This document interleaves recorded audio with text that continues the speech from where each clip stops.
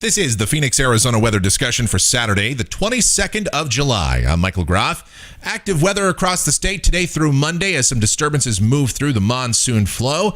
But by the middle part of the week, a drying trend will take place. It won't last too long because by next weekend, the moisture and chances of storms will return. So let's get out there and talk about it this morning at 5:30 a.m. Partly cloudy skies in the valley right now. A very similar start to what we've seen the last few mornings. 84 degrees at Sky Harbor. The dew point at 68, relative humidity 58%, the winds are light, and the barometer is steady. Temperatures around south central Arizona this morning, 79, one of the cool spots at Fort McDowell, but just about all of us here in the metro are in the 80s. Satellite shows some clouds across central and eastern Arizona, still a few showers and storms going on across Sonora. On the watch warning map, heat continues to be the big story across the nation's midsection. Kansas, Oklahoma, Missouri, and Iowa under excessive heat warnings. Some of those locations today will be as warm, if not warmer, than we are. Elsewhere, it's heat advisories from Dallas-Fort Worth to Birmingham up through the mid-Atlantic coast.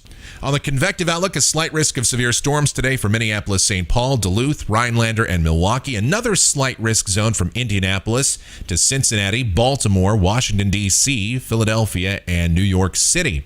The tropics in the East Pacific getting pretty active, and this is something that we always like to watch, as sometimes we can be affected by these waves. The first system there, that's Tropical Storm Greg. That's going to move out into the open waters of the Pacific and die off by the middle part of next week, so no concern there. The second system has a 90% probability to develop, according to the National Hurricane Center. Certainly something we'll keep our eye on. And the third system on the far right there, that is Tropical Depression 9E. It's fairly disorganized right now, but it is likely to develop over the next few days and move up the Mexican coast. So we'll talk about that and everything else related to our weather right now as we check the models, see what they have to say. Here's the GFS.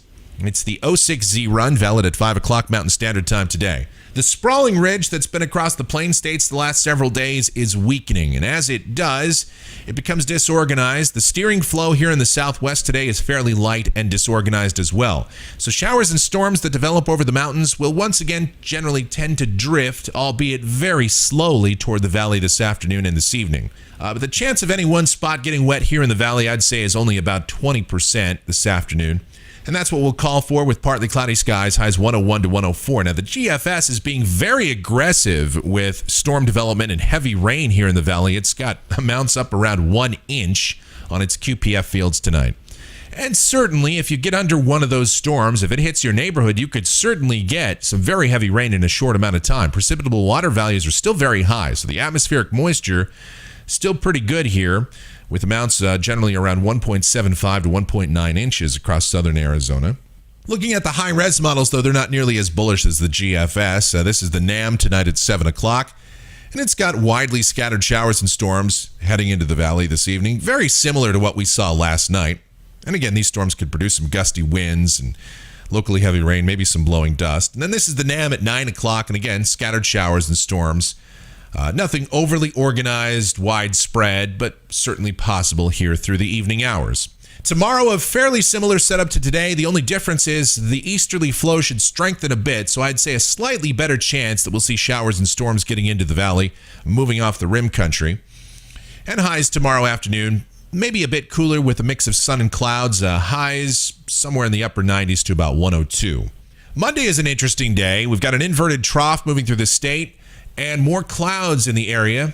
I'd say considerably cloudy, with about a 40% chance of showers and storms. The models have been a little bit uncertain on this, but starting to come into better view that we could see a better chance of rain pretty much anywhere at any time on Monday. Now, it's not going to rain all day, but the atmosphere should be a bit more unstable with a better consolidated upper level flow pattern. Highs on Monday, I'd say mid and upper 90s. Very good chance we stay under the century mark for Monday.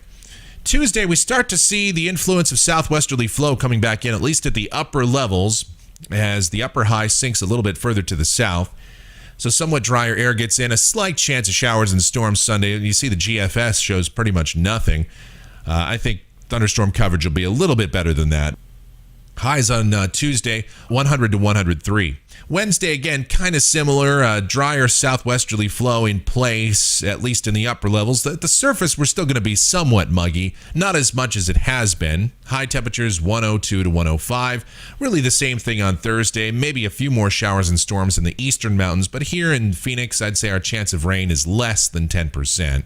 Friday might start to see a better chance of storms creeping back toward the area. Now, you see way at the bottom of your screen there, that is what is now Tropical Depression 9E. That'll become a tropical storm and ultimately a hurricane in all probability. And the GFS is forecasting that to creep up along the Mexican coast and southwest of the Baja tip by the end of next week. Will that happen? Possible. Could it affect our weather? Probably not, but something that we're going to keep our eyes on nonetheless. Here's a week from today, Saturday, the 29th of July. High pressure reorganizing here over the southwest is centered somewhere over the Rockies. And if that's the case, east to southeasterly flow would be in place. That hurricane would be deflected off to the northwest just a bit. And high temperatures would be somewhere in the 102 to 106 range. Pretty much the same thing on Sunday, the 30th. And you see that hurricane is still off the Baja coast, moving up there and probably weakening at that point. And here's the end of the forecast period. This is Monday, the 31st of July, the last day of the month. High pressure north of the state, east to southeasterly flow in place, and so the monsoon should continue. Chances of late afternoon and evening showers and storms. The GFS, for some reason, still holding that hurricane together, or at least the tropical system together, despite the fact that it's now centered roughly west of LA or San Diego. That's probably not going to happen. You know, the GFS notoriously does a poor job at handling tropical systems.